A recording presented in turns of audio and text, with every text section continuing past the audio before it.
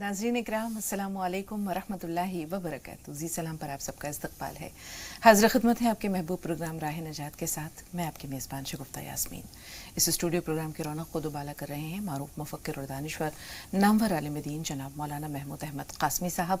आइए मिलकर इस्तकबाल करते हैं आपकी तरफ से और हमारी तरफ से पुरतपा खैर मक़दम खुशामदीद मौलाना साहब। शुक्रिया। और नाज़रीन को भी शामिल करते हैं आपके अपने प्रोग्राम में। तो नाज़रीन आज के मौजू की जानिब पढ़ते हैं। हमारा आज का मौजू है नफ़ख़े ऊला से मैदान हश्र तक, यानी पहले सूर फूंके जाने से मैदान हश्र तक लोगों को इकट्ठा किया जाना।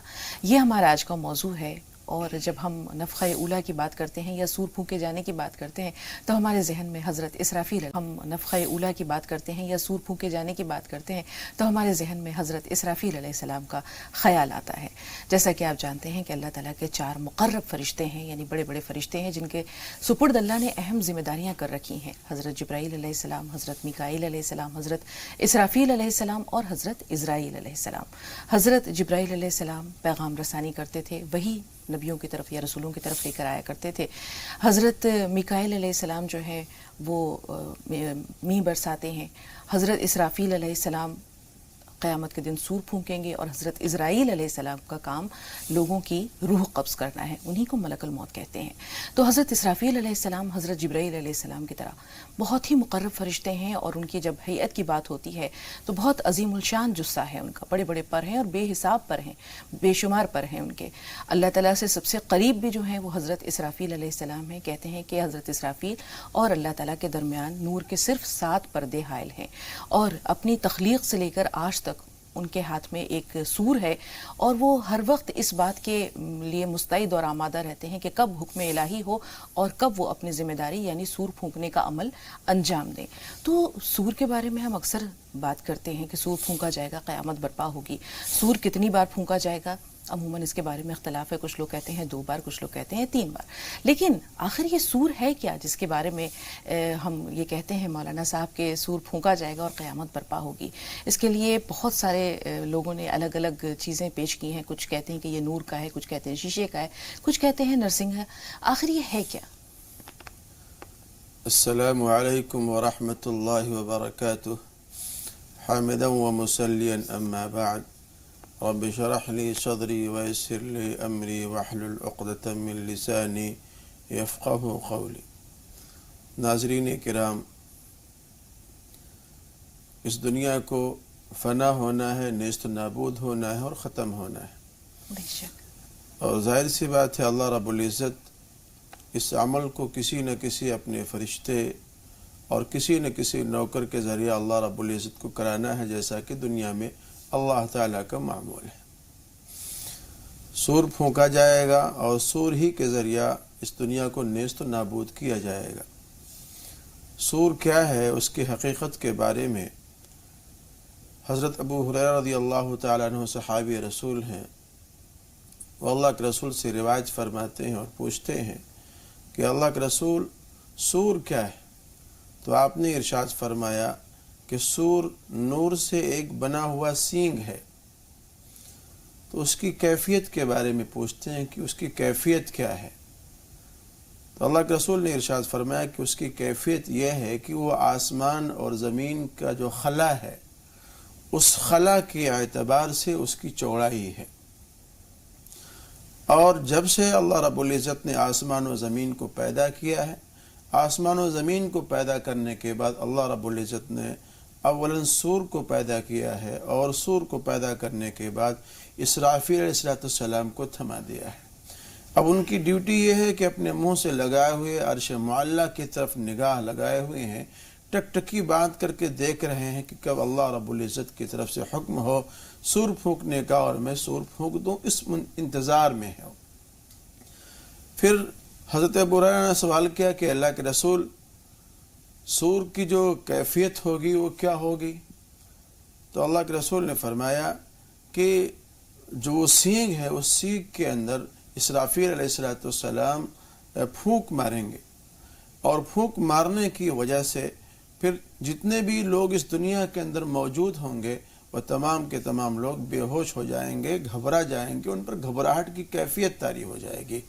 और इस तरह से ایک بے ہوشی کی کیفیت طاری ہو جائے گی ان لوگوں کو۔ جی یہاں ایک سوال ہے مولانا صاحب، اس بارے میں اختلاف ملتا ہے، کچھ کہتے ہیں کہ سور 3 بار پھونکا جائے گا، کچھ کا خیال ہے کہ شاید 2 بار پھونکا جائے گا، مستند روایت کیا ہے؟ اور اگر 3 بار پھونکا جائے گا تو اس کے بارے میں اس کی الگ الگ کیفیتیں ہوں گی، جیسے آپ نے کہا کہ غشی طاری ہو جائے گی، پھر شاید موت آئے گی اور اس کے بعد وہ شاید نشور ہے یعنی دوبارہ اٹھ کھڑے ہوں گے، تو صحیح مستند روایت کیا ہے، کتنی بار پھونکا جائے گا؟ 2 روایتیں ہیں اور دونوں روایتیں 2 الگ الگ صحابیوں سے ہیں۔ جو 2 مرتبہ سور پھونکنے کی جو روایت ہے حضرت کعب رضی اللہ تعالیٰ عنہ کی ہے، وہ فرماتے ہیں کہ پہلی مرتبہ جب سور پھونکا جائے گا تو لوگ مر جائیں گے، اور دوسری مرتبہ جب سور پھونکا جائے گا تب لوگ زندہ ہو جائیں گے۔ لیکن حضرت ابو ہریرہ کی جو روایت ہے اس روایت کے اندر یہ بات، اس بات کا تذکرہ ملتا ہے کہ 3 مرتبہ سور پھونکا جائے گا۔ ایک مرتبہ سور پھونکا جائے گا تو لوگوں کے اندر بے ہوشی طاری ہو جائے گی، دوبارہ جب سور پھونکا جائے گا تو جتنے بھی فرشتے وغیرہ ہیں اور تمام چیزیں ہیں، پہلا آسمان، دوسرا آسمان، تیسرا آسمان، چوتھا آسمان، اس میں جو فرشتے ہیں تمام کے تمام فرشتے ختم ہو جائیں گے، سب پر موت طاری ہو جائے گی، اور چوتھے سور کے اندر پھر لوگ زندہ ہوں گے۔ یہ حضرت ابو ہریرہ رضی اللہ تعالیٰ عنہ کی روایت ہے۔ مولانا صاحب ظاہر سی بات ہے کہ سور کا پھونکا جانا کوئی آسان نہیں، کہنے میں بہت آسان ہے، سننے میں بھی بہت آسان ہے، لیکن جب اس پر غور و فکر کیا جائے تو جب ہم دیکھتے ہیں کہ پچھلی قوموں پر عذاب آتا تھا، کبھی بادل، کبھی گرج کی شکل میں، کبھی بجلی کی کڑک کی صورت میں، کبھی کسی چیخ کی صورت میں، تو وہ قومیں نیست و نابود ہو جاتی تھیں، صفحہ ہستی سے فنا ہو جاتی تھیں۔ تو سور تو بہت بات کی اور بہت اونچے درجے کی چیز ہے، اس سور کی آواز کیسی ہوگی اور اس کی کیفیت لوگوں پر کس طرح طاری ہوگی؟ اس کو قرآن شریف میں کوڈ کیا ہے، یا ایھا الناس اتقوا ربکم الذی، یا ایھا الناس اتقوا ربکم ان زلزلۃ الساعۃ شیء عظیم یوم تذہل کل مرضعۃ عما ارضعت۔ اللہ رب العزت نے فرمایا کہ اے لوگو اپنے پروردگار سے ڈرو، جس دن کی قیامت برپا کیا جائے گا اور سور پھونکا جائے گا، وہ اتنا تیز زلزلہ ہوگا، اتنا تیز زلزلہ ہوگا، اور ایسی گھبراہٹ اور بے چینی لوگوں کے اندر پیدا ہو جائے گی کہ اگر کوئی ماں اپنے بچے کو دودھ پلا رہی ہے تو وہ دودھ پلانا بھول جائے گی، کوئی اگر حاملہ اونٹنی ہے تو اپنے حمل کو وضع کر دے گی، اس طرح سے گھبراہٹ اور بے چینی پیدا ہوگی، اور بہت ہی خطرناک چیخ ہوگی اور بہت ہی خطرناک چنگھاڑ ہوگی، جس کی وجہ سے یہ کائنات کا نظام درہم برہم ہو جائے گا۔ بالکل مولانا صاحب، اور ہم یہ دیکھتے ہیں کہ جیسے جس اللہ تعالیٰ نے اس کو ایک کن سے جو ہے وہ دنیا بنائی، وہ اسی طرح ایک اشارے پر یہ دنیا فنا بھی ہو جائے گی۔ جس طرح آپ دیکھتے ہیں، آپ نے سورہ قیامہ یا اور صورتوں میں پورے بہت اچھی طرح سے نقشہ کھینچا گیا ہے کہ زمین جو ہے پھٹ جائے گی، آسمان بھی جو ہے وہ پھٹ جائے گا، روئی کے گالوں کی طرح پہاڑ اڑتے پھریں گے، لوگ بکھرے ہوئے پرندوں کی طرح ہوں گے، اور لوگ ایسا محسوس ہوگا جیسے کہ یہ سب نشے میں ہے، مگر وہ نشے میں نہیں ہے۔ تو یہ بہت ہی سخت ترین کیفیت ہے اور ایک ایسا عمل ہے جو لرزہ طاری کر دیتا ہے انسان پر۔ افسوس یہ ہے کہ ہم اس طرف آتے نہیں ہیں۔ لیکن یہ جو قیامت کا عمل ہے، پھر ہم دنیا کے فنا کی طرف بھی آئیں گے، تو قیامت جو قائم ہوگی یا قیامت سے پہلے جو یا اس دنیا میں لوگ ہوں گے، وہ کیسے ہوں گے؟ یہ قیامت قائم کن لوگوں پر ہوگی؟ قیامت کے جو آثار ہیں وہ آہستہ آہستہ رونما ہو رہے ہیں اور ظاہر ہو رہے ہیں، اور ہم لوگ ہیں جو خواب غفلت میں مست ہیں اور مگن ہیں اور قیامت کا گویا کی انتظار کر رہے ہیں۔ قیامت کی انتظار سے پہلے ہمیں قیامت کی تیاری کر لینی چاہیے، اپنے اعمال کو درست کر لینا چاہیے، بنا لینا چاہیے، اور قیامت اچانک آئے گی۔ اس میں تفصیل ہے اور میں چاہوں گا کہ اس کو ایک ترتیب کے ساتھ میں بیان کر دیا جائے۔ عبداللہ ابن مسعود رضی اللہ عنہ کی روایت ہے، فرماتے ہیں کہ اللہ کے رسول نے ارشاد فرمایا ہے کہ قیامت بدترین لوگوں پر قائم کی جائے گی، اور قیامت اس وقت تک قائم نہیں ہوگی جب تک اس دھرتی پر اور روئے زمین پر کوئی بھی اللہ اللہ کہنے والا باقی رہے۔ ایک دوسری روایت ہے حضرت عبداللہ ابن عمر رضی اللہ تعالیٰ عنہ کی، وہ فرماتے ہیں کہ اللہ کے رسول نے ارشاد فرمایا کہ جب قیامت قائم ہونے والی ہوگی تو اس سے پہلے کا جو ایک منظر کشی کی ہے اللہ کے رسول نے اور بیان کیا ہے کہ عیسیٰ علیہ السلام دجال کو قتل کرنے کے بعد 10 سال کم و بیش اس دنیا کے اندر زندہ رہیں گے، موجود رہیں گے، اور اس طرح سے امن و شانتی پیدا ہو جائے گی لوگوں کے اندر کہ کوئی مخالفت، کوئی دشمنی، کوئی بھید بھاؤ، نفرت و عداوت باقی نہیں رہے گی لوگوں کے اندر۔ اور پھر اس کے بعد اللہ تعالیٰ ملک شام کی طرف سے ایک خوبصورت اور ٹھنڈی ہوا چلائیں گے۔ وہ ہوا جتنے بھی مومنین ہیں، ایمان والے ہیں، تمام لوگوں کی باڈی کو مس کرے گی، ٹچ کرے گی اور چھوئے گی۔ اس کے بعد ان تمام لوگوں کی موت واقع ہو جائے گی، اور پھر اس دنیا کے اندر جو بھی کوئی باقی رہے گا وہ لوگ باقی رہیں گے جو اللہ کا نام لینے والے لوگ نہیں ہوں گے۔ انہی لوگوں پر قیامت کو قائم کیا جائے گا، قیامت کو برپا کیا جائے گا۔ اور قیامت یہ ایسا نہیں کہ کوئی اعلان کر کے آئے گی اور پھر اس کے لیے کوئی اناؤنسمنٹ ہوگا، بلکہ اچانک آئے گی قیامت۔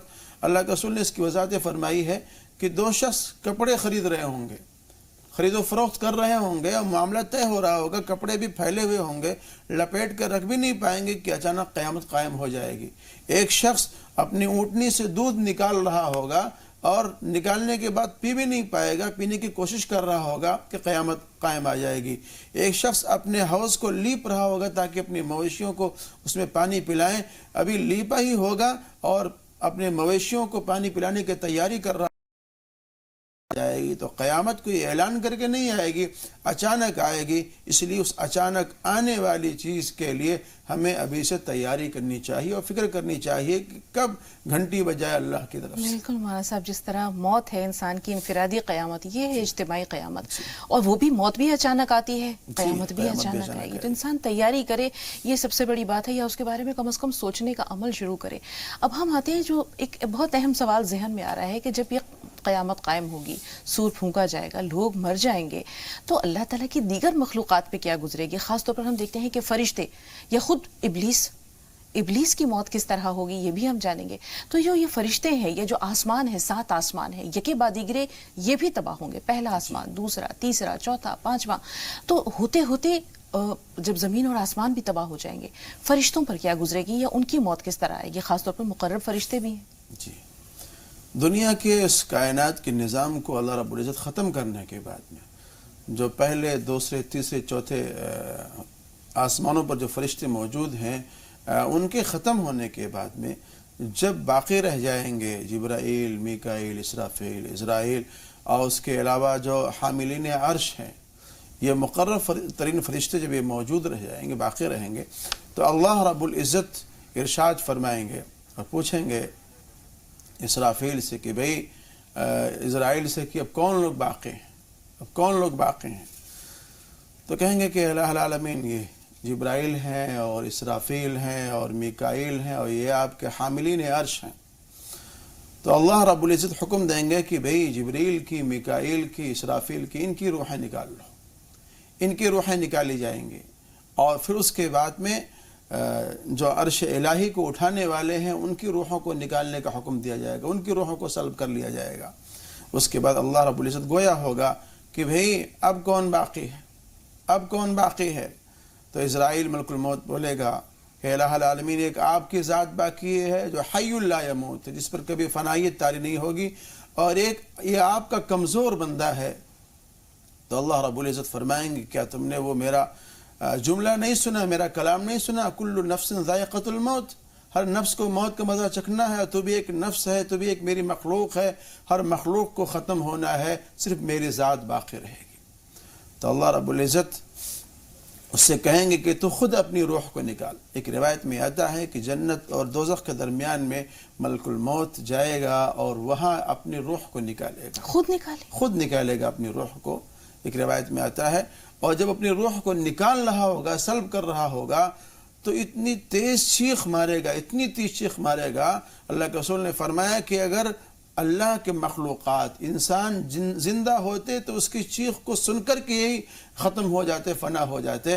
اور جب اپنی روح کو نکال رہا ہوگا تو عرض کرے گا کہ الہ العالمین، اگر مجھے اتنا معلوم ہوتا کہ نزع کے وقت میں اتنی سخت کیفیت ہوتی ہے اور روح کے نکالنے میں اتنی سخت تکلیف ہوتی ہے، تو میں مومنین کی روحوں کو نکالنے میں بڑی آسانی کیا کرتا۔ آج مجھے معلوم ہو رہا ہے کہ موت کی سختی کیا ہے۔ اس طرح سے اللہ رب العزت ملک الموت کی بھی روح کو سلب کر لیں گے، نکال لیں گے، ختم کر لیں گے۔ اس کے بعد اللہ رب العزت ارشاد فرمائے گا، این الملوک، این الجبارون، این المتکبرون، لیکن کوئی نہیں ہوگا، صرف اللہ رب العزت کی ذات ہوگی، اور اللہ رب العزت کہیں گے لمن الملک اليوم للہ الواحد القہار، آج کے دن بادشاہت کس کی ہے؟ آج کے دن بادشاہت تو صرف اللہ رب العزت کی ہے، جو قہار ہے، جو غالب ہے، جو حی و لا یموت ہے، جس پر کبھی فنائیت طاری نہیں ہوگی۔ بے شک مولانا صاحب، واقعی باقی رہنے والی ذات یا دوام ہے تو صرف اللہ کی ذات کو ہے، لیکن ان فرشتوں سے پہلے اور حاملین عرش سے پہلے، ملائکہ سے پہلے ابلیس کی موت بھی آنی ہے۔ اور ابلیس کی موت کے بارے میں سنا ہے کہ جب ملک الموت ان کے پاس پہنچیں گے، حضرت عزرائیل، اور اس سے پہلے ایک نشانی یہ ہوگی کہ رات بڑی طویل ہو جائے گی، رات اتنی لمبی ہو جائے گی، اور سورج تھوڑی دیر کے لیے مغرب سے نکلے گا، اور اس کے بعد پھر وہ ڈوب جائے گا، پھر مشرق سے نکلے گا۔ تو سورج کو جب مغرب میں ڈوبتا دیکھے گا شیطان تو کہے گا کہ ارے آ گئی وہ گھڑی جس کا کہ مجھے انتظار تھا کہ یہاں پر میری موت ہے، قیامت آ گئی۔ تو اس کے جتنے حوارین ہیں، جتنے اس کے لاؤ لشکر ہیں، وہ کہیں گے کہ اب کیا ہوگا؟ تو پھر وہ کہے گا کہ اب دنیا ختم ہونے کو ہے، یا اس کو جو ہے وہ ملک الموت جب آئیں گے اس کی روح قبض کرنے کے لیے تو وہ زمین میں غوطے لگائے گا۔ اس بارے میں کیا ملتا ہے مولانا صاحب، اور شیطان کی روح کس طرح قبض ہوگی؟ جب سورج بجائے پورب کے پچھم کی طرف نکلنا شروع ہو جائے گا، اور شیطان جب دیکھے گا کہ یہ معاملہ ہو گیا ہے تو وہ بڑا نادم و پشیمان ہوگا، اور وہ سوچے گا کہ بھئی اب تو اس دنیا کو ختم ہونا ہے، اور میرے بھی جو اپنے کرتوت ہیں اس کی مجھے سزا ملنی ہے۔ تو سجدہ کرنے لگے گا، تو جو اس کے چیلے چاپڑ ہیں، چھوٹ بھائیے ہیں، وہ کہیں گے کہ بھئی کیا ہو گیا سرکار آپ کو کہ آپ سجدہ کر رہے ہو، اور اسی سجدے کی وجہ سے تو آپ کو راندے درگاہ کیا گیا تو آپ خود سجدہ کر رہے ہیں۔ تو وہ کہے گا کہ بھئی ممکن ہے، اللہ تعالیٰ کی ذات سے مجھے امید ہے کہ شاید اس آخری موقع پر میری توبہ قبول ہو جائے، میرا سجدہ اللہ قبول کر لے۔ لیکن حدیث پاک میں آتا ہے کہ جب یہ سورج بجائے پورب کے پچھم سے نکلنا شروع ہو جائے گا تب توبہ کا دروازہ بند ہو چکا ہوگا، توبہ کسی کی قبول نہیں ہوگی، اس لیے شیطان کی، ابلیس لعین کی بھی توبہ قبول نہیں کی جائے گی۔ اس وقت جب روح نکالنے کی اس کی باری آئے گی تو ایک مشرق کی طرف سے غوطہ لگائے گا، مغرب کی طرف جا کے نکلے گا ملک الموت سے بچنے کے لیے، لیکن جب وہاں نکلے گا تو دیکھے گا کہ وہاں ملک الموت سامنے کھڑے ہوئے ہیں، پھر وہاں سے غوطہ لگائے گا، دوسری سمت جائے گا، وہاں دیکھے گا کہ وہاں ملک الموت کھڑے ہیں، جہاں دیکھے گا وہاں ملک الموت ہی موجود ہوں گے۔ اس حساب سے شیطان کو دبوچا جائے گا اور اس کی روح کو نکالے گا ملک الموت عزازیل، اور اس کے روح کو سلب کیا جائے گا، ختم کیا جائے گا۔ تو شیطان کو بھی موت آنا ہے، اس لیے کہ وہ بھی اللہ کی ایک نفس ہے اور اللہ کی ایک مخلوق ہے، اور اس کائنات سے تمام مخلوق کو ختم ہونا ہے، چاہے وہ ابلیس ہو، چاہے وہ جبریل ہو، چاہے میکائیل ہو، چاہے اسرافیل ہو، چاہے اسرائیل ہو۔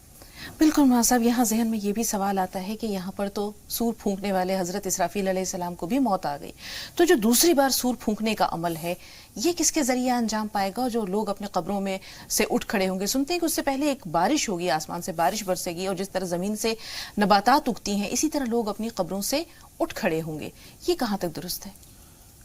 اس کا طریقہ جو حدیث پاک میں اور جو ترتیب بتلائی ہے اللہ کے رسول محمد مصطفیٰ صلی اللہ علیہ وسلم نے، کہ جب اس کائنات کے نظام بالکل درہم برہم ہو چکا ہوگا، سارے فرشتوں کو موت آ چکی ہوگی، صرف اللہ رب العزت کی ذات عالی موجود ہوگی، تو اللہ رب العزت جو آسمان اس وقت موجود ہوگا، آسمان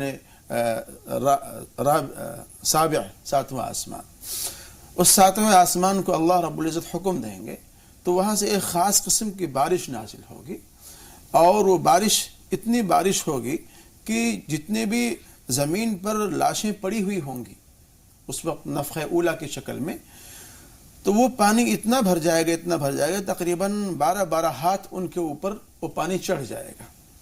اس بارش کے نزول کے بعد میں اللہ رب العزت ان روحوں کو، ان جسموں کو اس طرح سے اٹھائے گا، زندہ کرے گا، جیسے کہ آپ دیکھیں گے کہ جب گھاس سوکھ جاتی ہے اور سوکھنے کے بعد اس میں پانی ڈال دیا جاتا ہے، چھڑکاؤ کر دیا جاتا ہے، پھر آہستہ آہستہ سے کوپلیں نکلتی ہیں، اسی طریقے سے اللہ رب العزت دوبارہ ان لاشوں کو زمین سے جس طرح سے پودے اگائے جاتے ہیں اس طرح سے اللہ رب العزت ان کو اگائے گا، اور پھر اس کے بعد میں اللہ رب العزت اپنے لفظ کن سے اور اپنے حکم سے اسرافیل کو اللہ رب العزت زندہ فرمائیں گے اور حاملین عرش کو زندہ فرمائیں گے۔ اس کے بعد پھر اللہ رب العزت جبریل کو، میکائیل کو، اسرافیل کو اللہ رب العزت زندہ فرمائیں گے۔ اس کے بعد پھر اللہ رب العزت اسرافیل علیہ السلام کو حکم دیں گے، وہ سور پھونکیں گے، پھر اس کے سور پھونکنے کے بعد میں جتنے بھی لوگ موجود ہوں گے، ایک بات بیچ میں جو سور کی کیفیت بیان کی گئی تھی اس میں ایک بات یہ رہ رہی تھی کہ اس میں سوراخ ہوں گے، اتنے سوراخ ہوں گے اس سور کے اندر کہ جتنی روحیں ہیں جی اللہ رب العزت فرشتوں کو حکم دیں گے کہ جتنی روحیں ہیں سب کو جمع کیا جائے. جمع کرنے کے بعد میں ان روحوں کو سوراخ کے اندر اس سور کے اندر جمع کیا جائے گا، اور جمع کرنے کے بعد جب پھونکا جائے گا تو جس طرح سے شہد کی مکھیاں ہوتی ہیں، شہد کی مکھیوں کی طرح وہ پورے عالم کے اندر بکھر جائیں گی. پھر اس کے بعد میں ان کو میدان محشر کی طرف کھینچ کے لایا جائے. بہت شکریہ مولانا صاحب، بہت ساری نئی رہنمائی آپ کے توسط سے ہم سب تک پہنچی. میدان حشر کا نقشہ انشاءاللہ کل کے لیے جو ہے مؤخر کرتے ہیں. 2 کالرز ہیں ہمارے ساتھ. شاہین صاحبہ آپ سے مخاطب ہیں، سوال بتائیے. شاہین ہمیں سن پا رہی ہیں؟ شبانہ پروین بول رہے ہیں. جی شبانہ صاحبہ فرمائیے، سوال کیا ہے؟ جی میری شادی نہیں ہو رہی ہے، اس کے لیے کوئی رشتہ. شادی کے لیے کوئی وظیفہ، ٹھیک ہے تھوڑا سا انتظار. شاہین صاحبہ آپ فون لائن پہ موجود ہیں؟ جی نہیں شبانہ آپ سے تو بات ہو گئی شبانہ صاحبہ. ایک دوسری کالر ہیں شاہین صاحبہ، فرمائیے. میں نے بتایا کہ جیسے ہم نے کسی کو قسم دی، سر پہ قرآن شریف رکھا ہاں کہ کہنے لگے کہ تم یہ کام نہ کرنا، وہ کام کر دے. اور ایک یہ جیسے اپنا شوہر ہے، شوہر کے ہوتے ہوئے دوسرا رشتہ ہو جاتی. جی دوسرا سوال کیا ہے؟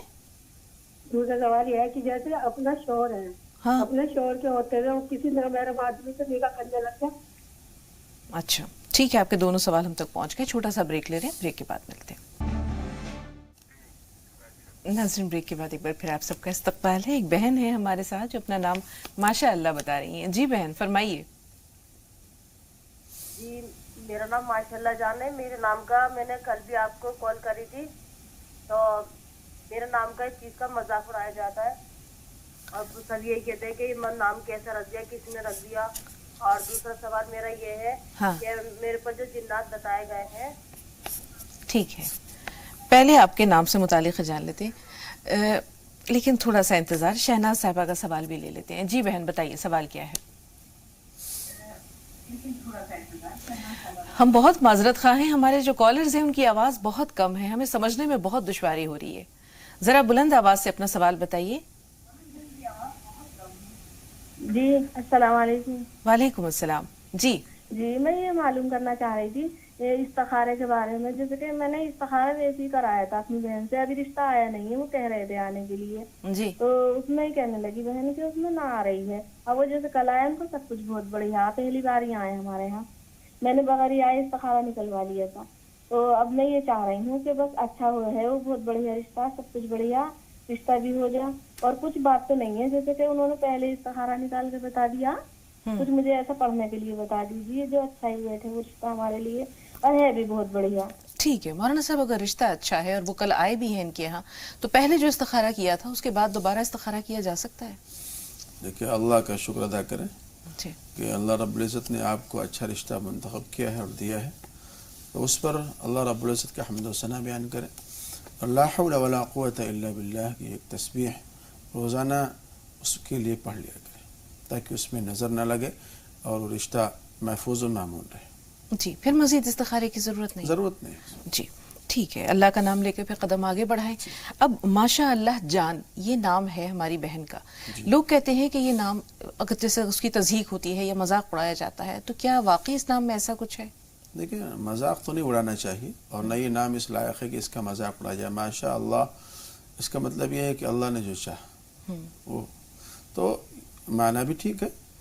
لیکن یہ ہے کہ جب بھی کوئی نام رکھا جائے تو کسی اللہ والے سے، کسی اچھے آدمی سے جو ان تمام چیزوں کا ماہر ہو، اس سے رابطہ کر لینا چاہیے اور بہترین نام اپنے لیے منتخب کرنا چاہیے. جی تو اب اگر وہ تبدیل نہ کرنا چاہیں تو کوئی ٹھیک ہے، مذاق، کوئی حرج نہیں ہے، اتنا کوئی برا نام نہیں ہے. دل چھوٹا نہیں کرنا چاہیے. اثرات ہیں اگر ان پر کچھ آسیبی اثرات ہیں تو مشورہ یہ ہے ان سے کہ اپنے قریب میں کسی عالم سے رابطہ کر لیں جو ان تمام چیزوں کے بارے میں جانتا ہو. اور ویسے وظیفے کی شکل میں اگر آپ چاہتے ہیں ہم سے، تو آپ سورہ اخلاص، سورہ فلق، سورہ ناس اور سورہ کافرون اس کو پڑھ لیا کریں. پڑھ کر کے ہاتھ میں اپنے دم کر کے پھیر لیا کریں. جی شبانہ کا جو سوال ہے وہ شادی سے متعلق ہے کہ اچھا رشتہ آ جائے، ان کی شادی ہو جائے. اکثر بتلایا کرتا ہوں میں، یا لطیفوں کا ایک ورد ہے، اول آخر درود شریف پڑھ لیں اور 300 مرتبہ یا لطیفوں کو پڑھیں. یہ آسان وظیفہ ہے، ورنہ وظائف تو اس کے علاوہ اور بھی ہیں، لیکن عمومی طور سے بہت آسان ہے کرنے میں، اس میں کوئی دقت نہیں ہے۔ جی مولانا صاحب، مستقیم بھائی فرمائیے سوال کیا ہے؟ ہاں ہلو، جی مستقیم بھائی فرمائیے۔ ہاں جی السلام علیکم۔ وعلیکم السلام ورحمۃ اللہ وبرکاتہ۔ جی ہاں ہاں مولانا صاحب جی السلام علیکم۔ وعلیکم السلام بھائی۔ ہاں کم سے کم میں 5-6 سال سے اپنا کام دام کر رہا ہوں، اس میں برکت نہیں ہو پا رہی ہے جی، پیسے آ رہے ہیں اور چلے جا رہی ہوں پانی کی طرح۔ ٹھیک ہے مستقیم بھائی، اس کے علاوہ کوئی سوال تو نہیں ہے؟ نہیں اور تو کوئی بس پیسے کی دقت ہے، مان لیجیے کما تو بہت رہے ہیں لیکن پیسے جو پانی کی طرف بہ جا رہا ہے ہمارا۔ ٹھیک ہے، بتائیں گے مولانا صاحب کے کیا کیجیے، خیر و برکت کے لیے تھوڑا سا انتظار۔ سائرہ بتائیے آپ کا سوال کیا ہے؟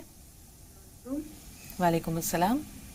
ہاں میرے نا یہ میں نے خواب دیکھا تھا فجر میں کہ جیسے میں نماز پڑھنے کے لیے اٹھی ہوں اور میں خواب دیکھ رہی ہوں کہ میں نے فجر کی نماز پڑھی ہے، آگے سے 2 سال کا بچہ نکلا ہے اور میرے مطلب کراس کرایا ہم نے، اور پھر اسی ٹائم ایسا لگا جیسے کتے نے میری جا نماز کے پاس سے نکل کے جایا، میں نے سلام کے دیکھا تو۔ جی اس طرح کے خواب کی تعبیر کیا ہو سکتی ہے مولانا صاحب؟ دیکھیے یہ خواب خوش آئند بھی ہے ان کے لیے، لیکن یہ ہے کہ اس کے لیے تدابیر کریں اور اس کے لیے توبہ استغفار بھی کریں، اور بہتر یہ ہے کہ اس کے لیے صدقہ نکال دیں تاکہ اللہ رب العزت جو بھی آفتیں اور مصیبتیں اس خوشی کے ساتھ میں آنے والی ہوں، اللہ اس سے محفوظ و مامون رکھے انہیں۔ کام میں برکت کے لیے کام چل تو رہا ہے لیکن پیسوں میں برکت نہیں ہے۔ بہتر تو یہ ہے بھائی کہ آپ توبہ استغفار کریں اللہ رب العزت کی بارگاہ میں، نماز کی پابندی کریں، اور نماز کی پابندی کے ساتھ ساتھ درود شریف روزانہ کم سے کم 100 مرتبہ پڑھ لیا کریں، لا حول ولا قوت الا باللہ کی ایک تسبیح آپ مکمل کر لیا کریں۔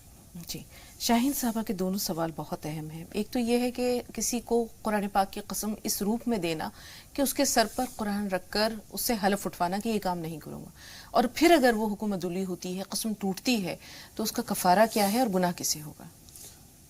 اولاً تو پہلے یہ بات سمجھ لینا چاہیے کہ غیر اللہ کی قسم کھانا جائز نہیں ہے، غیر اللہ کی قسم کھانا جائز نہیں ہے۔ قرآن شریف کی قسم کھانا، تیرے سر کی قسم، ماں کی قسم، باپ کی قسم، اس طرح سے قسمیں لوگ اٹھاتے ہیں، اس طرح کی قسم کھانا جائز نہیں ہے۔ تو جب اس طرح کی قسم کھانا جائز نہیں ہے تو وہ قسم ہوا ہی نہیں، وہ قسم ہوا ہی نہیں، تو اس کے ٹوٹنے نہ ٹوٹنے سے کوئی فرق نہیں پڑتا ہے۔ جی دوسرا سوال ہے کہ شوہر کے رہتے ہوئے کسی دوسرے شخص سے نکاح کرنا کیسا ہے؟ یہ تو نہایت ہی قبیح عمل ہے، اور شوہر کے ہوتے ہوئے دوسرے سے نکاح کر لینا، یہ نکاح ہوگا ہی نہیں، اور زندگی بڑی حرام کاری ہوگی، اس سے جو بھی کوئی اولاد پیدا ہوگی وہ ولد الزنا کہلائے گی۔ بالکل مولانا صاحب، سماج میں جو اخلاقی بے راہ روی پھیل رہی ہے اس کی بہت بڑی وجہ یہ ہے کہ لوگوں نے حلال اور حرام کے درمیان تمیز نہیں ہے لوگوں کو ان تمام باتوں کی، بس خواہشات نفس کے پیچھے یہ لوگ دوڑ رہے ہیں، جائز کیا ہے، ناجائز کیا ہے، حلال کیا ہے، حرام کیا ہے، اس کی تمیز نہیں باقی رہے لوگ۔ جبکہ دنیا کی یہ زندگی چند روزہ ہے، ہم ہر روز صبح اس طرح کے آپ کو پروگرام بتائیں کہ قیامت کی نشانیوں میں سے ایک نشانی یہ بھی ہے کہ لوگ اس طرح سے ہوس پرست ہو جائیں گے کہ اپنے خواہشات نفس کو پورا کرنے کے لیے جانوروں کی طرح وہ تگ و دو کریں گے۔ بالکل مولانا صاحب، اللہ تعالیٰ ہر شر سے امت مسلمہ کو محفوظ رکھے۔ صبحی آپ سے مخاطب ہیں، فرمائیے سوال کیا ہے؟ جی میرا سوال یہ ہے کہ میرے شوہر نے دوسری شادی کر لیا ہے، وہ اپنی بیوی اور بچے کے ساتھ رہتے ہیں، میرا بیٹا 18 سال کا ہے، اس کی نشے کی عادت پڑ گئی ہے، اس لیے اسے چھڑانا چاہتے ہیں۔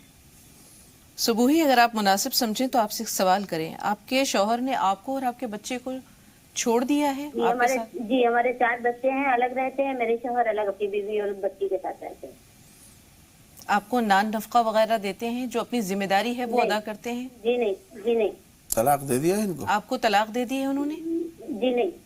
طلاق بھی نہیں دی ہے، ٹھیک ہے، تھوڑا سا انتظار۔ ایک کالر اور ہے، اپنا سوال بتائیے۔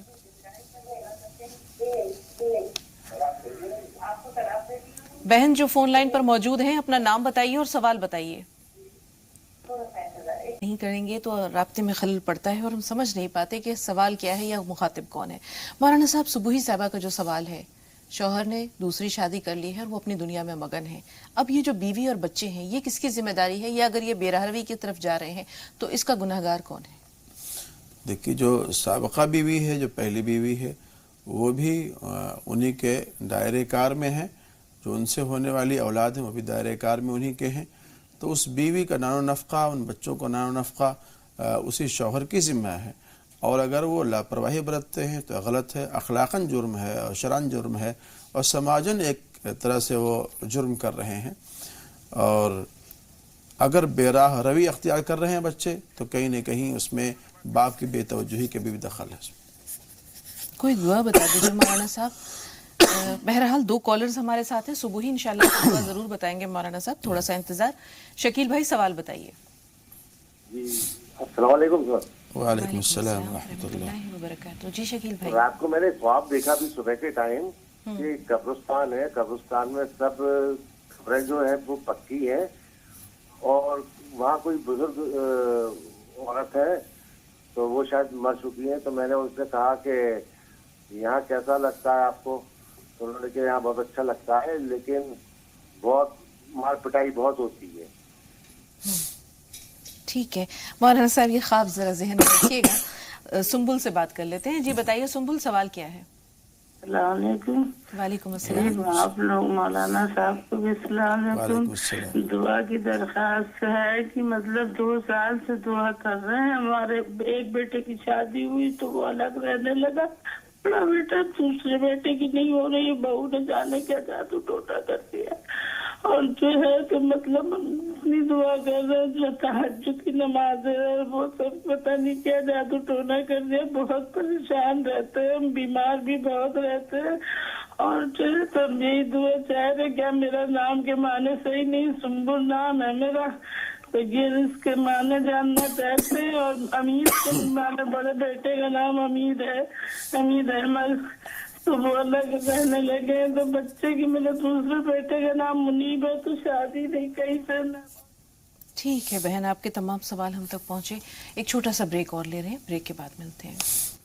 بریک کے بعد ایک بار پھر آپ سب کا استقبال ہے۔ محمد مصطفیٰ صاحب فون لائن پر موجود ہیں۔ جی بتائیے بھائی، سوال کیا ہے؟ میرا سوال ہے کہ جو عام طور پر لوگ قرآن کی قسمیں کھاتے ہیں اور خدا کی قسمیں کھاتے ہیں، یہ کیسے؟ جی، خدا کی قسمیں کھانا یا قرآن پاک کی قسم کھانا، یہ کیسا ہے؟ دیکھیے، بلا وجہ تو قسم کھانا درست نہیں، بلا وجہ قسم کھانا درست نہیں ہے، کوئی بھی قسم ہو، لیکن اگر کوئی ضرورت ایسی آن پڑے جہاں قسم کھانی ہی ہو تو وہاں اللہ کی قسم کھا سکتے ہیں، غیر اللہ کی قسم کھانا ناجائز ہے، درست نہیں ہے۔ بہت سے لوگ ماں کی، سر کی، باپ کی، اس کی قسمیں کھاتے ہیں، شرعاً یہ درست نہیں۔ جی بہت شکریہ۔ پروین زہرا زیدی صاحبہ، فرمائیے سوال کیا ہے آپ کا؟ السلام علیکم۔ وعلیکم السلام رحمۃ اللہ ہمیں وبرکاتہ۔ پوچھنا تھا کعبہ شریف میں تھوڑی جگہ جسے حتیم کہتے ہیں وہ کیوں چھٹی ہوئی ہے، اور اس کی کیا وجہ ہے کہ جس میں جو ہے وہ کس چیز کی تھی وہ جگہ؟ پہلے کعبہ وہاں بننا تھا یا؟ حتیم کے بارے میں جاننا چاہ رہی ہیں؟ ہاں نہیں، حتیم، ہاں حتیم کی جو جگہ ہے جس میں ہم لوگ نماز پڑھتے ہیں کہ فضیلت بہت ہے، تو وہ کہتے ہیں کعبہ شریف کے اندر نماز پڑھنے کے برابر ثواب ہے، تو وہ کون سی جگہ ہے، مطلب اس کے کیا ہے، اس کے بارے میں کیا؟ اچھا سوال ہے جی مولانا صاحب۔ دراصل حتیم جو ہے یہ خانہ کعبہ ہی کا حصہ ہے، جی، اور اس زمانے میں جب قریش خانہ کعبہ کو تعمیر کر رہے تھے اور نبی علیہ السلام اس وقت نبوت سے سرفراز نہیں ہوئے تھے، تو اس وقت قریش نے جو چندہ کیا تھا اور اس حلال کمائی سے اس خانہ کعبہ کی جو تعمیر کر رہے تھے، تو ان کے پاس میں رقم کی کمی ہو گئی تھی، اس بنیاد پر انہوں نے اسی حصے کو صرف تعمیر کیا تھا اور اس حصے کو چھوڑ دیا تھا۔ ان کا ارادہ یہ تھا کہ بعد میں اس کو ہم خانہ کعبہ میں شامل کر لیں گے، لیکن یہ معاملہ نہیں ہو پایا، اور اللہ کے رسول نے اس معاملے کو اما عائشہ رضی اللہ تعالیٰ عنہ سے بتلایا تھا کہ یہ خانہ کعبہ کا حصہ ہے، تم اگر یہاں بھی نماز پڑھ لو گی تو گویا کہ تم خانہ کعبہ میں نماز پڑھ رہی ہو۔ تو عبداللہ بن زبیر رضی اللہ تعالیٰ عنہ جب والی مکہ ہوئے ہیں، گورنر بنے ہیں، تو اللہ کے رسول سے سنا ہوا تھا، اما عائشہ رضی اللہ تعالیٰ عنہ نے، انہوں نے اپنے خالہ سے سنا تھا، تو اللہ کے رسول کے اس حکم کے تعمیل میں انہوں نے خانہ کعبہ کو وسیع کر کے اس حصے کو شامل کر دیا تھا، لیکن بعد میں اس کو پھر اسی حصے پر جس طرح سے قریش نے تعمیر کیا تھا اسی حصے کو چھوٹا کر کے بنا دیا گیا ہے، وہ بھی خانہ کعبہ کا حصہ ہے، اور وہاں نماز پڑھنا ایسا ہے جیسا کہ خانہ کعبہ میں نماز پڑھنا۔ بہت شکریہ مولانا صاحب، امید ہے کہ بہن جواب آپ تک پہنچا۔ شاہدہ صاحبہ فرمائیے آپ کا سوال کیا ہے؟ ہلو جی شاہدہ صاحبہ سوال بتائیے۔ جی میرے 7 سال ہو گئے، میرا کوئی بچہ نہیں ہے. تو میں نے خواب دیکھا، خواب میں میں نے دیکھا کہ ایک آدمی سفید کپڑے لگا کر میرے گھر میں گھس جاتا ہے. میں گھر میں اکیلی ہوتی ہوں. پھر میں اندر جاتی ہوں تو مجھے ڈر لگتا ہے. میں باہر سے جاتی ہوں بھائی کو بلانے، تو وہ اوپر جاتا ہے. وہ آدمی، اس کو سفید کپڑے لگا کے ہوتے ہیں، وہ اوپر جاتا ہے. تو وہاں سے اس کے گود میں وہ جب نیچے آتا ہے تو میں باہر سے دروازے پہ بلاتی ہوں بھائی کو، مجھے بچاؤ، کوئی میرے گھر میں گھس گیا. تو وہ اوپر سے جب آتا ہے تو اس کے گود میں چھوٹا سا بچہ ہوتا ہے. تو میں ممی کو بلا رہی ہوں، بابا کو بلا رہی ہوں، تو پھر وہ باہر سے نکل رہا ہے. تو میرے بچہ کوئی نہیں، مجھے 7 سال ہو گئے. ٹھیک ہے بہن، آپ کا سوال ہم نے نوٹ کر لیا. یاسمین صاحبہ، آپ بتائیے آپ کا سوال کیا ہے؟ السلام علیکم. وعلیکم السلام. وعلیکم السلام. جی میرا یہ سوال تھا مولانا صاحب سے کہ میں بہت زیادہ پریشان ہوں. میرے بال جو ہے نا بہت زیادہ تعداد میں جھڑ رہے ہیں. مطلب کچھ بھی تعداد میں میرے بال رہ گئے ہیں. یعنی ایسا لگتا ہے جیسے. ٹھیک ہے، بال جھڑنے کا مسئلہ ہے، مولانا صاحب کیا کریں؟ بال جھڑنے کے لیے دیکھیں کہ مارکیٹ میں کوئی اچھا شیمپو وغیرہ استعمال ہوتا ہو تو اس کو لگائیں. اور ہوتا کیا ہے کہ جب بدن کے اندر ویکنس، کمزوری آتی ہے تو اس کے اثرات اور دیگر اعضاء پر مرتب ہوتے ہیں. تو اس طرح کی چیزیں استعمال کریں جس کے اندر پروٹین وغیرہ ہو، بدن میں تقویت ملے، اور اللہ رب العزت سے دعا بھی کریں اس کے لیے. جی، 2 بہت اہم سوال ہیں. ایک تو شکیل صاحب کا ہے جس میں انہوں نے قبرستان میں کسی شخص کے بارے میں بتایا کہ کوئی نیک بزرگ ہے اور وہ ان سے پوچھا کہ یہاں کیسا، تو بولے سب کچھ اچھا ہے لیکن مارکوٹائی بہت ہوتی ہے. کبھی کبھی اللہ رب العزت قبر کے احوال اس طرح سے کھول دیتے ہیں، لوگوں کو بتلا دیا کرتے ہیں، اور جو بھی خواب انہوں نے دیکھا ہے اس کی دونوں کیفیتیں جو انہوں نے بیان کی ہیں وہ وہاں کی کیفیت صحیح ہے. ایک تو خوبصورت آدمی دیکھا ہے جو کہہ رہا ہے کہ بھائی یہاں پہ بہت سکون ہے، بڑا اچھا لگتا ہے. تو اچھا ان لوگوں کو لگتا ہے جن کے اعمال ٹھیک ہیں، اچھے ہیں، ان کے ساتھ میں اچھا سلوک کیا جا رہا ہے. اور جو کہہ رہے ہیں کہ مارکوٹائی ہو رہی ہے یہاں پر، یہ ان لوگوں کے احوال ہیں جنہوں نے بدعملیاں کی ہیں، گناہ کیا ہوا ہے، اور ان کے اندر قبر کے اندر وہ سلوک کیا جا رہا ہے جو نافرمانوں کے ساتھ میں سلوک ہوتا ہے. بالکل مولانا صاحب، یہ بھی عبرت ہے. عبرت اس طرح ہے کے سوالات بھی ہمارے پروگرام میں آتے ہیں تو یہ بھی چشم کشا ہیں. 2 کالرز اور ہیں، سارا اور اسماعیل بھائی. فرمائیے، پہلے سارا صاحب آپ سے مخاطب ہے، فرمائیے. السلام علیکم مفتی. مولانا کو بھی سلام. وعلیکم السلام ورحمۃ اللہ جی وبرکاتہ. میں نے مولانا صاحب سے پوچھنا ہے کہ میں نے ایک خواب دیکھا تھا کہ رات میں جا رہی، میری بہن ہے، میری بھانجی ہے، اور کیتھے کا پیڑ لگا ہے. تو میں نے پوچھا کہ آدمی سے کہ کیتھا دے دو، تو کیتھا دے دی. تو پھر وہ آدمی مجھے پکڑنے لگا. پھر میں نے بھاگی تو بطخ کی فوج آئی ادھر. تو پھر وہ بطخن کے ساتھ ہم لوگ نکلے تو وہ آدمی پھر لوٹ ہی گیا. مولانا صاحب، یہ خواب آپ تک پہنچا؟ جی پہنچ گیا. اب اسے ذہن میں رکھیے گا کیونکہ میرے سر پر سے گزر گیا ہے. اسماعیل بھائی آپ بتائیے، آپ کا سوال کیا ہے؟ ہلو جی، السلام علیکم. وعلیکم السلام ورحمۃ اللہ وبرکاتہ. مولانا میرا ایک سوال تھا جی کہ طلاق دیتے ہیں تو عدت گزارنی پڑتی ہے، اگر عورت کھلا لے رہی ہے تو اس کے لیے عدت کی کیا شکل ہوتی ہے؟ ٹھیک ہے، تھوڑا سا انتظار اسماعیل بھائی. سنبل صاحبہ، بریک کے بعد انشاءاللہ آپ کے سوال پر مولانا صاحب کی رہنمائی ہوگی. پروگرام دیکھتی رہیں. ایک چھوٹے سے بریک کے بعد ملتے ہیں. بریک کے بعد ایک بار پھر آپ سب کا استقبال ہے. تھوڑا سا انتظار سنبل صاحبہ. فہیم بھائی کا صرف سوال لیں لیکن رہنمائی انشاءاللہ آپ کے سوال پہ ہوگی. فہیم بھائی سوال بتائیے. سوال کیا ہے تو یہ نوجوان ہے نا 18 سال کا، ہاں ان لوگ کو. ہلو، ٹی وی کی آواز میوٹ کریے، بند کر دیجئے فہیم بھائی. اچھا ہاں. یہ نوجوان جب ان لوگ کو یہ بالغ ہو جاتے ہیں تب ان لوگ کو یہ نکل جاتا جو ہے وہ کیسا کا حصول پر گناہ. بالکل، پاک طہارت کے مسائل ایک نوجوان کے تعلق سے بتا دیں مولانا صاحب. دیکھیے، احتلام کی جہاں تک بات ہے تو احتلام کے بعد میں غسل یہ واجب ہو جاتا ہے، اور جس طرح سے پاکی کا غسل ہوتا ہے اسی طریقے سے غسل کریں گے تب جا کر کے وہ انسان پاک ہوگا. جی، سنبل صاحبہ کے جو سوالات ہیں مولانا صاحب، ایک والدہ رو رو کر اپنی کیفیت بیان کر رہی ہیں کہ ان کا جو بچہ ہے وہ ان کے ساتھ نہیں رہتا، الگ رہتے ہیں. چھوٹا بیٹا ہے، اس کی بھی شادی کا مسئلہ درپیش ہے. اپنے نام کا مطلب سنبل، بیٹے کا نام ہے حمید اور دوسرے کا نام ہے منیب. ان تینوں کا مطلب بھی جاننا چاہ رہی ہیں. دیکھیے، جہاں تک مسائل ہیں بیٹے کے اور بیٹے کے الگ رہنے کے، تو کچھ اس طرح کے اخلاق برتیں اور کچھ اس طرح کے کام کریں کہ بچہ وہ قریب سے قریب تر ہو جائے. اور نماز پڑھتی ہیں ماشاءاللہ، تو نماز کے بعد میں آپ یہ وظیفہ بھی کر لیا کرے، ہر فرض نماز کے بعد 3 مرتبہ ربنا هب لنا من ازواجنا وذرياتنا قرة اعین واجعلنا للمتقین اماما. اور لفظ سنبل یہ اس کا قرآن شریف میں تذکرہ ہے، یہ خاص طور سے گیہوں کی جو بالی ہوتی ہے اس کے لیے بولا جاتا ہے. سورہ یوسف کے اندر اس کا تذکرہ موجود ہے. جی. منیب کا معنی ہوتے ہیں اللہ کی طرف متوجہ ہونا، متوجہ ہونے والا.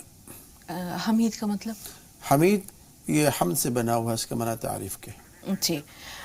شادی کا جو مسئلہ ہے بیٹے کے، وہ بھی اس کے بارے میں کوئی وظیفہ بتا دیجیے مولانا صاحب. اس کے لیے مناسب یہ ہے کہ وہ اول آخر درود شریف پڑھیں اور 300 مرتبہ یا لطیف ہو یا لطیفوں کا ورد کرے روزانہ. اللہ رب العزت ان کے اس معاملے کو آسان کرے انشاءاللہ. شہنشاہ بھائی فرمائیے، سوال کیا ہے؟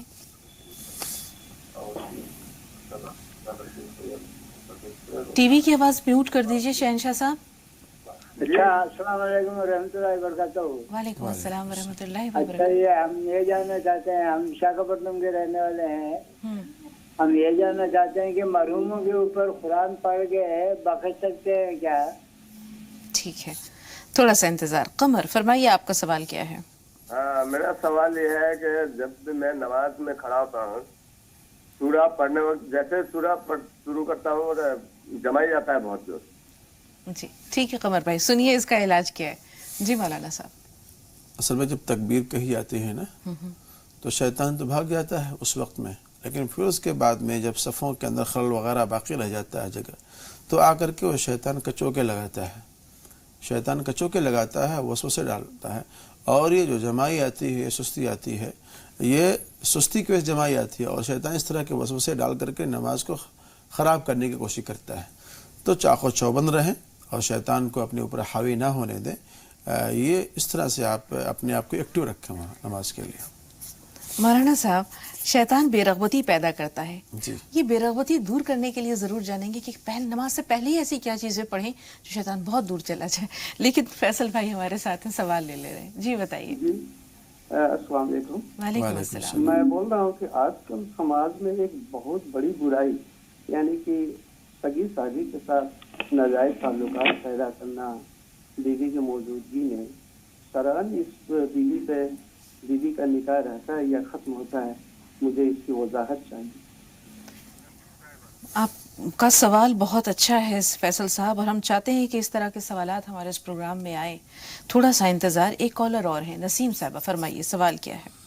جی السلام علیکم. وعلیکم السلام. وعلیکم السلام. جی مولانا صاحب سے ہم یہ جاننا چاہتے ہیں کہ جیسے 1 سال تک کا چھوٹا بچہ ہے اور وہ نماز پڑھتے ہوئے آگے آ کر بیٹھ جاتا ہے یا کھڑا ہو جاتا ہے، تو ایسے میں ہم کیا کریں؟ نماز پڑھیں کہ چھوڑ دیں؟ ہماری نماز چھوٹ جاتی ہے، پڑھ نہیں پاتے بچے کی وجہ سے، کوئی گھر میں لینے والا نہیں ہے. کیا کریں مولانا صاحب ایسی حالت میں؟ دیکھیے، نماز تو چھوٹے گی نہیں اس میں. بچہ اگر سامنے آ جاتا ہے، تو اگر سامنے بھی آ جاتا ہے تو اس کو اپنے ہاتھ سے پکڑ کے سائڈ میں بٹھا دیں، اس سے نماز خراب نہیں ہوگی. کوئی ایسا عمل نہ کریں جو عمل مسلسل کے درجے میں آئے، جس کو دیکھ کر کے آدمی میں سمجھے کہ آپ نماز میں نہیں ہیں. اویس بھائی سوال بتائیے. السلام علیکم. وعلیکم السلام. السلام علیکم مولانا صاحب. وعلیکم السلام. میم میرا سوال یہ ہے کہ جب ہم نماز میں اب ہماری غلطی ہو جاتی ہے تو اس ٹائم سجدے سہو کا طریقہ کیا ہے؟ جی کیا طریقہ ہے مولانا صاحب؟ دیکھ، اس کے 2 طریقے بتلائے ہیں سجدے سہو کے. ایک طریقہ تو یہ بتلایا گیا ہے کہ اتحیات پڑھ لیں، اور اتحیات پڑھنے کے بعد میں پھر ایک طرف سلام پھیر کر کے 2 سجدے کریں اور سجدہ کر کے پھر بیٹھیں اور اتحیات پھر مکمل کریں. اور ایک طریقہ یہ بتلایا گیا ہے کہ اتحیات بھی پڑھ لیں، درود شریف بھی پڑھ لیں اور دعائے ماثورہ پڑھیں. اس کے بعد پھر دائیں طرف سلام پھیریں، 2 سجدے کریں، اس کے بعد پھر بیٹھ کر کے اتحیات کو پھر پڑھیں. یہ 2 طریقے بتلائے گئے. جی مولانا صاحب وقت کم ہے، 3-4 بہت اہم سوالات ہمارے پاس ہیں. شبنم سے پہلے بات کر کے سوال کم از کم لے لیتے ہیں. جی بتائیے شبنم صاحبہ، سوال کیا ہے آپ کا؟ السلام علیکم. وعلیکم السلام. ابھی مولانا صاحب نے سورہ کے بارے میں بتایا تھا، تو میں سن نہیں پائی تھی کہ سورہ کیا چیز ہوتی ہے، مطلب کیا پھونکا جائے گا، کیا ہوتا ہے یہ، تو میرے سے مس ہو گیا تھا. میں اسے دوبارہ جاننا چاہتی ہوں. اور میں یہ بولنا چاہتی ہوں مولانا صاحب سے کہ آج کل جو دنیا میں برائیاں پیدا ہو رہی ہے، ہر مسلمان جانتا ہے کہ مرنا ہے، مر کے دوبارہ اٹھایا جانا ہے، اور پھر بھی گمراہی میں پڑے ہوئے ہیں اور کوئی اس طرف غور فکر نہیں ہے ہی نہیں بالکل بھی. تو میں چاہوں گی مولانا صاحب سے کہ وہ دعا کرے پوری دنیا کے لیے انشاءاللہ کیونکہ ہمارے اس ایریے میں جو ہے شادیاں ہو رہی ہیں، موتیں ہو رہی ہیں، غم ہے، خوشی ہے، تو اس چیز کے لیے ہم بہت زیادہ فکر مند ہیں کہ یہ کیا ہو رہا ہے. تو اس لیے میں چاہوں گی مولانا صاحب سے کہ دعا کرے پوری دنیا کی خیر کے لیے کہ پوری دنیا مرنے سے پہلے ہدایت کے راستے پر آ جائے. بہت اچھا سوال ہے شبنم، لیکن چونکہ یہ تفصیل کا متقاضی ہے اس لیے ہم کوشش تو کریں گے کہ آج ہی لے لیں، لیکن اگر یہ رہ گیا، لیکن آپ نے کہا تھا جیسے کہ ہم سور کے بارے میں جاننا چاہتے ہیں تو اس کا اعادہ آج کم از کم مشکل ہے، ہم نہیں کر پائیں گے. انشاءاللہ کل جب ہم اپنی گفتگو کا آغاز کریں گے تو مختصر سا ان تمام باتوں کا اعادہ کرتے ہوئے کریں گے. کل کا پروگرام ضرور دیکھیے گا. بہت اہم سوال ہے فیصل صاحب کا کہ سالی کے ساتھ جو ناجائز تعلقات استوار ہو جاتے ہیں یہ کتنا بڑا گناہ ہے اور کیوں ہوتا ہے اس طرح؟ دیکھیے نبی علیہ الصلوۃ والسلام نے اس طرف اشارہ بھی فرمایا ہے کہ قرب قیامت میں زنا عام ہو جائے گا، اور جن جن باتوں پر نشاندہی اللہ کے رسول نے فرمائی ہے، دیور کے بارے میں فرمایا کہ دیور موت ہے. موت اسی لیے ہے کہ چونکہ اس کا گھر میں آنا جانا زیادہ ہوتا ہے تو گناہ میں پڑنے کے اس کے امکانات زیادہ ہیں. ایسے ہی سالی ہے تو اس سے بھی ایک درجہ کی بے تکلفی ہوتی ہے تو وہاں بھی گناہ کے امکانات زیادہ ہیں. سالی ہو یا کوئی اور ہو، اس سے زناکاری یہ جرم عظیم ہے، گناہ کبیرہ ہے اور بہت ہی بڑا گناہ ہے. معاشرے کو، سماج کو زنا جیسے اس لعنت بس سے پاک کرنا چاہیے. اللہ کا غضب نازل ہوتا ہے، اللہ کا غصہ نازل ہوتا ہے اس سے. اور یہ کتنی بری بات ہے کہ امانت میں خیانت کر رہے ہیں. ایک اہم بات یہ ہے مولانا صاحب، بیوی کے نکاح پر کیا اثر پڑتا ہے؟ دیکھیے بیوی کا نکاح تو موجود رہے گا، نکاح سے نہیں نکلے گی وہ، لیکن یہ عمل ان کا غلط ہے. جی ایک بہت اہم سوال شاہدہ صاحبہ کا تھا جسے انہوں نے پوری کیفیت بتائی کہ ایک شخص ہے جو سفید کپڑوں میں ملبوس ہے، کیا ان پہ کچھ اثرات ہیں؟ 7 سال ہو گئے ہیں ان کی شادی کو، اولاد نہیں ہے. اولاد کے لیے تو یہ وظیفہ کرنے ہو رب حب لی من الصالحین، رب حب لی من الصالحین، روزانہ 101 مرتبہ اس کو پڑھ لیا کریں. اور اللہ کے ہاں دیر ہے، اندھیر نہیں ہے. اللہ تعالیٰ سے دعا مانگیں. ممکن ہے کہ اللہ رب العزت جو ابراہیم علیہ السلام کو اس عمر میں اولاد دے سکتا ہے وہ اللہ آپ کو بھی دے دے گا. اس کے ہاں خزانہ غیب میں کسی چیز کی کوئی کمی نہیں. جی چھوٹا سا سوال لے لیتے ہیں شہنشاہ صاحب کا کہ مرحومین کو ایصال ثواب کیا جو قرآن پاک کے ذریعے کیا جائے تو وہ کس طرح کیا جائے؟ دیکھیے قرآن شریف کے ذریعہ اور دیگر اعمال حسنہ کے ذریعہ مرحومین کے لیے ایصال ثواب کیا جا سکتا ہے. اور سب سے چھوٹا سا طریقہ اور آسان طریقہ یہ ہے کہ 3 مرتبہ آپ سورہ اخلاص پڑھ لیں، اور اخلاص پڑھنے کے بعد میں نیت کر لیں کہ الہ العالمین جو کچھ ہم نے پڑھا ہے اس کا ثواب فلاں مرحومین کو یا ان تمام مرحومین کو اللہ آپ مرحمت فرما دیں. اسماعیل بھائی یقینی طور پر ناراض ہو رہے ہوں گے یا نا امید ہوں گے کہ ہم نے ان کا سوال چھوڑ دیا، لیکن ہماری یہ کوشش ہے انشاءاللہ کہ کل جب گفتگو کا آغاز ہو تو ہم شبنم کا سوال بھی شامل کریں گے اور اسماعیل بھائی ابتدا میں ہی آپ کا سوال لے لیں گے تاکہ اگر آپ کے دیگر کچھ کام ہو تو ان میں کچھ خلل نہ پڑے اور رہنمائی آپ تک پہنچ جائے. تو تھوڑا سا انتظار کل تک کے لیے. بہت بہت شکریہ مولانا صاحب اسٹوڈیو میں تشریف آوری کے لیے، ناظرین کی بھرپور رہنمائی کے لیے. گفتگو کا سلسلہ جاری ہے، انشاءاللہ آپ سے کل پھر ملاقات ہوگی، باتوں کو آگے بڑھائیں گے. تو تب تک کے لیے آپ سے بھی ہم اجازت لیتے ہیں، ناظرین سے بھی اجازت لیتے ہیں. زی سلام پر بلا توقف 25 اہم خبروں کا سلسلہ شروع ہونے کو ہے. آپ زی سلام دیکھیں، ہمیں کل تک کے لیے اجازت دیجیے. السلام علیکم ورحمۃ اللہ وبرکاتہ.